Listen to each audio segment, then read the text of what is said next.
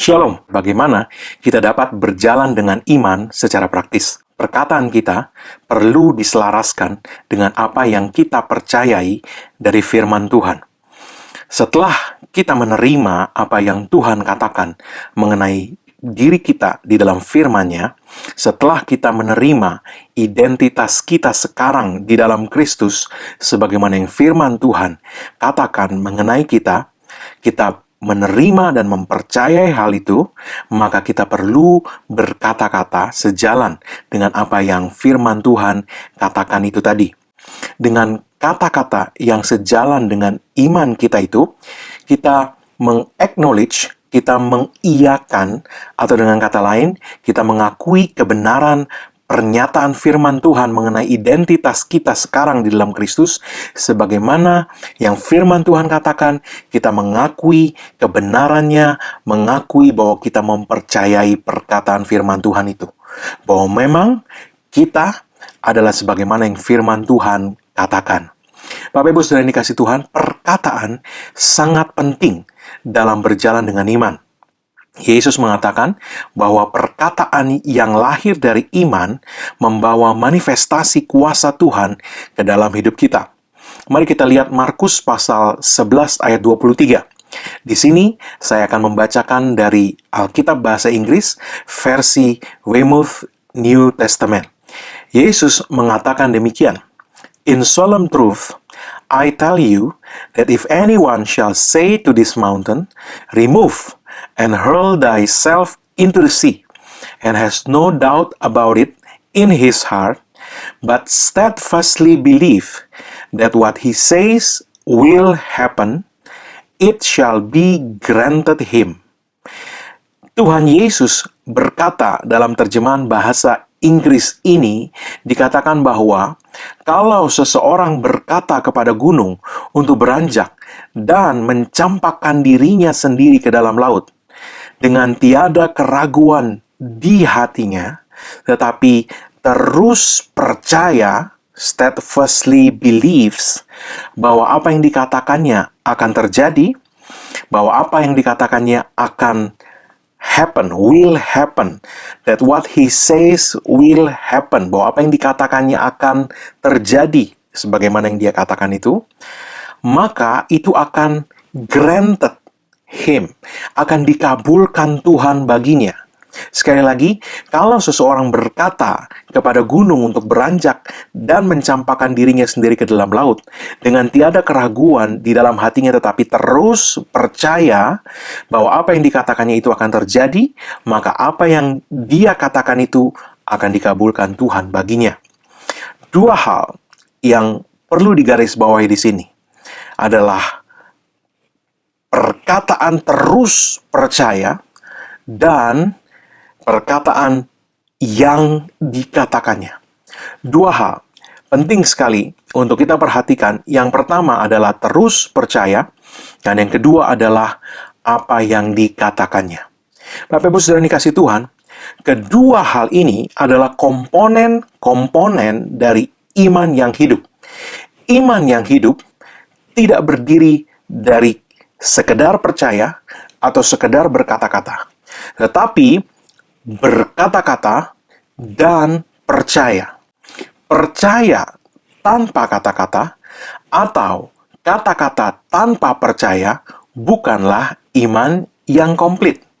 Yesus tadi berkata bahwa setelah seseorang berkata kepada gunung, beranjaklah dan campakkanlah dirimu sendiri ke dalam laut, dengan hatinya tiada ragu, tiada keraguan, has no doubt in his heart, tidak memiliki keraguan di dalam hatinya. Keraguan soal apa? Soal apa yang tadi dia katakan. Tetapi steadfastly believe, tetapi terus percaya dengan teguh, steadfastly, dengan teguh terus percaya bahwa apa yang dia katakan akan terjadi sebagaimana yang dia katakan, maka hal itu akan dikabulkan Tuhan bagi dia. Jadi Bapak Ibu Saudara yang dikasihi Tuhan, adalah sangat penting untuk kita memperhatikan bahwa ada dua hal di sini. Bukan hanya percaya dan bukan hanya berkata-kata, tetapi percaya dan berkata-kata. Percaya dan berkata-kata. Terus percaya dan berkata-kata.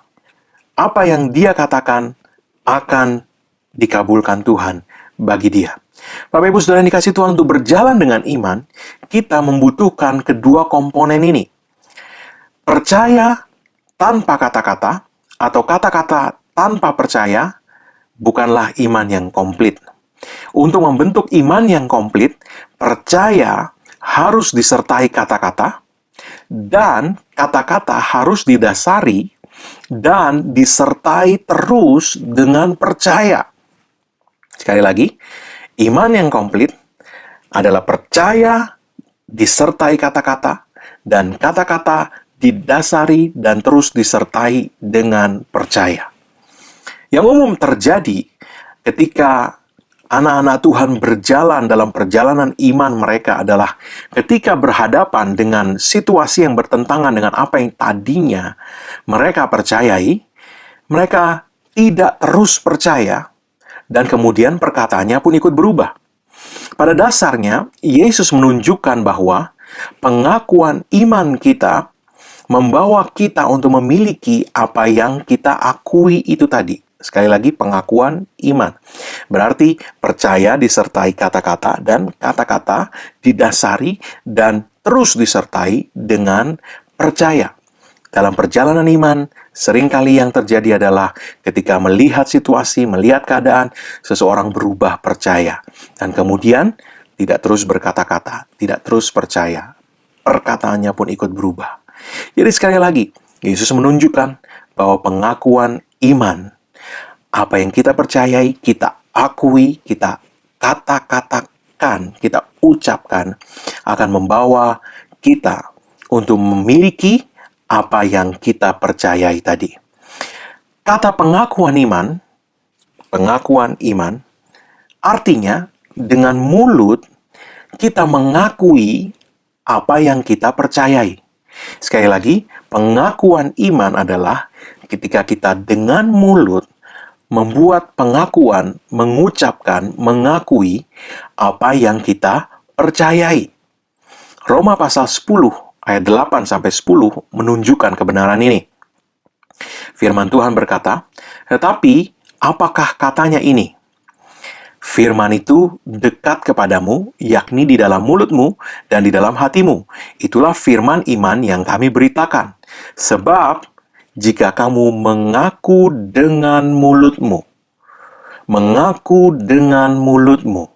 bahwa Yesus adalah Tuhan, dan percaya dalam hatimu bahwa Allah telah membangkitkan dia dari antara orang mati, maka kamu akan diselamatkan." Perhatikan, yang membawa seseorang mengalami keselamatan adalah mengaku dengan mulutmu dan percaya dalam hatimu.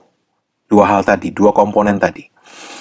Ayat 10 dikatakan, karena dengan hati orang percaya dan dibenarkan, dan dengan mulut orang mengaku dan diselamatkan. Jadi dua komponen.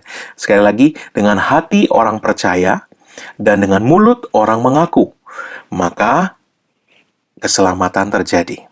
Firman Tuhan ini mengatakan bahwa mulut kita mengakui apa yang hati kita percayai. Sekali lagi, mulut kita mengakui apa yang hati kita percayai. Mengapa demikian? Dikatakan karena dengan hati orang percaya dan dibenarkan, dan dengan mulut orang mengaku dan diselamatkan. Jadi, orang ini sudah percaya dan dibenarkan. Dan yang membawa keselamatan ke dalam hidup orang itu adalah ketika mulutnya membuat pengakuan atas apa yang dipercayainya. Sekali lagi, mulutnya membuat pengakuan atas apa yang dipercayai. Dia sudah percaya. Tapi kemudian mulutnya membuat pengakuan atas apa yang dia percayai. Maka keselamatan itu terjadi dalam hidupnya. Bapak Ibu Saudara dikasihi Tuhan, itulah caranya iman menjadi komplit. Begitulah caranya iman komplit dalam hidup kita. Jadi, ketika kita mengkomplitkan iman, percaya kita dengan pengakuan, maka keselamatan termanifestasi, terjadi dalam hidup kita, sampai ke dalam hidup kita. Nah, kita perlu ingat bahwa kata keselamatan yang dipakai dalam bahasa aslinya itu mempunyai arti juga kesembuhan, perlindungan, dan kelimpahan. Sekali lagi, kesembuhan, perlindungan, dan kelimpahan. Jadi dengan kata lain, apapun itu, kesembuhan, perlindungan, kelimpahan, ketika kita hati percaya dan membuat pengakuan atas apa yang kita percayai itu, maka apapun juga itu akan termanifestasi dalam hidup kita. That's how faith works. Begitulah caranya iman bekerja. Dikatakan dalam 2 Korintus pasal 4 ayat yang ke-13, namun karena kami memiliki roh iman yang sama seperti ada tertulis, aku percaya sebab itu aku berkata-kata, maka kami juga percaya dan sebab itu kami juga berkata-kata. Beginilah iman bekerja. Aku percaya sebab itu aku berkata-kata. Aku percaya sebab itu aku berkata-kata. Jadi apapun yang kita butuhkan dari Tuhan, ketika hati kita sudah menerima, sudah mempercayai apa yang Tuhan katakan mengenai hal itu dalam firman-Nya, dan mulut kita membuat pengakuan mengenai apa yang hati kita percayai, Yesus berkata, hal itu akan diberikan kepadanya. Hal itu akan terjadi baginya. Begitulah iman bekerja. Ketika kita sudah menerima, sudah mempercayai firman Tuhan mengenai apa yang kita butuhkan, mengenai apa yang firman itu katakan tentang hidup kita, tentang diri kita, tentang situasi kita, kesehatan kita, ekonomi kita, rumah tangga kita, kemudian mulut kita membuat pengakuan mengenai apa yang hati kita percayai tadi. Begitulah caranya iman bekerja. Dan Yesus berkata, ketika iman yang komplit ini bekerja, apa yang kita percayai, yang kita perkatakan itu akan terjadi bagi kita. Bapak Ibu Saudara yang dikasihi Tuhan, pengakuan membawa kepemilikan. Confessions brings possessions. Pengakuan akan membawa kepemilikan dalam hidup kita. Pengakuan kita atas perkataan Tuhan yang kita percayai akan membawa kita pada penggenapan dari apa yang Tuhan katakan dalam firman-Nya. Sekali lagi, ketika kita mengakui perkataan Tuhan yang kita percayai, kita membuat pengakuan dengan mulut kita, itu akan membawa kita kepada penggenapan dari apa yang Tuhan katakan dalam firman-Nya. Kita perlu memperhatikan ini sebab ini sangat-sangat penting. Ibrani 10 ayat 23 mengatakan, marilah kita teguh berpegang pada pengakuan. Pada apa? Pengakuan tentang pengharapan kita. Marilah kita teguh berpegang pada pengakuan tentang pengharapan kita. Sekali lagi, teguh berpegang pada pengakuan tentang pengharapan kita. Sebab Ia yang menjanjikannya setia.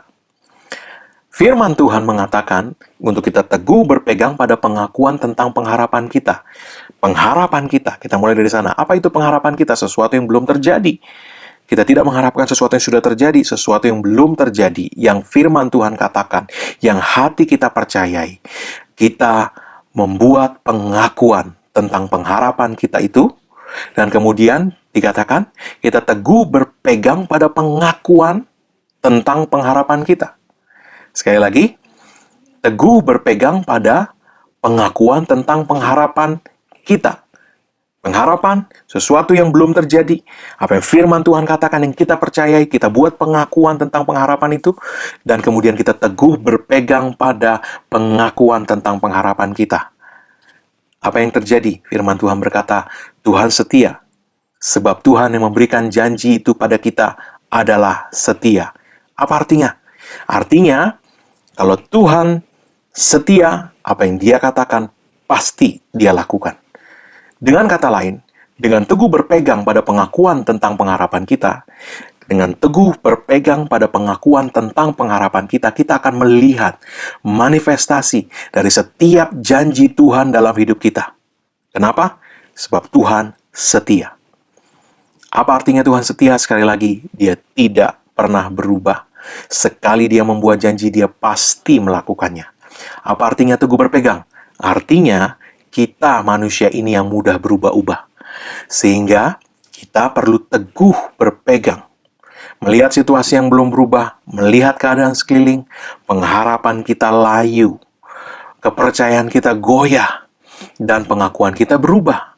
Ini yang firman Tuhan tadi katakan, jangan sampai terjadi. Kita perlu teguh berpegang pada pengakuan kita tentang pengharapan kita, sebab Dia yang menjanjikannya setia.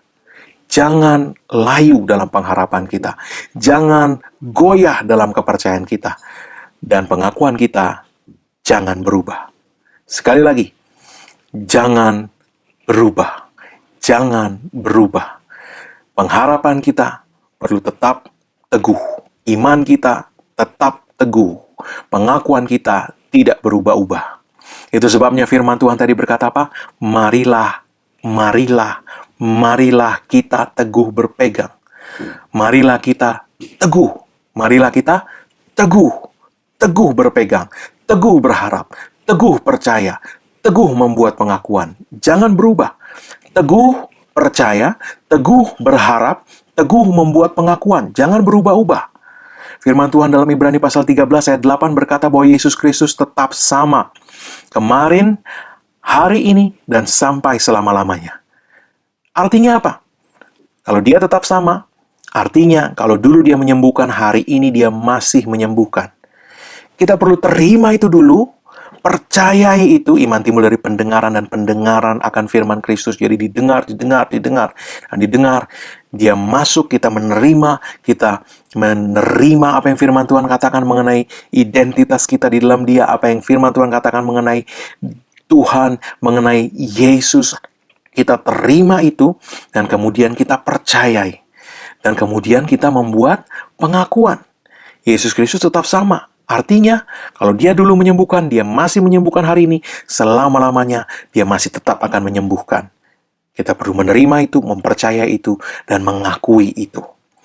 Kalau dulu dia memberkati, dia memberi makan 5.000 orang, hanya dengan 2 ikan dan 5 roti, hari ini dia masih melakukan hal itu. Dan sampai selama-lamanya dia masih akan tetap melakukan hal itu. Caranya gimana, Pak? Saya tidak tahu. Bukan saya, Tuhan. Tuhan akan melakukan dengan segala caranya. Lebih dari sejuta cara Tuhan, lebih dari sejuta Tuhan punya begitu banyak cara untuk melakukan hal itu. Tapi hati kita perlu percaya dulu. Terima dulu perkataannya. Dan terima bahwa dia masih tetap sama, bahwa kalau dulu dia melakukan itu, dia masih akan tetap melakukannya sampai kapanpun juga, sampai selama-lamanya. Dia tetap sama, berarti dia akan tetap melakukan hal yang dulu dia lakukan. Hari ini dia akan tetap melakukan apa yang dulu dia sudah pernah lakukan. Selama-lamanya dia tidak berubah. Percayai itu, dan kemudian akui itu. Ucapkan itu. Allahku menyediakan segala kebutuhanku menurut kekayaan dan kemuliaan dalam Kristus Yesus. Akui itu, jangan berubah. Jangan berubah. Tetap teguh dalam pengharapan, tetap teguh dalam kepercayaan, dan tetap teguh dalam perkataan, dalam pengakuan. Allahku menyediakan segala kebutuhanku menurut kekayaan dan kemuliaannya dalam Kristus Yesus. Bukan hanya hari ini, besok di hadapan situasi yang terbalik dengan apa yang firman Tuhan itu katakan, kita terus mengatakan yang sama. Allahku menyediakan segala kebutuhanku menurut kekayaan dan kemuliaannya dalam Kristus Yesus. Tidak berubah karena ada situasi begini.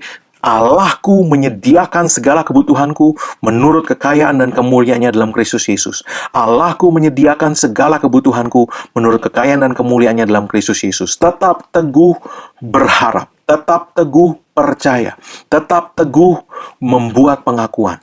Sebab dia setia, dia tidak pernah berubah, dia tetap sama.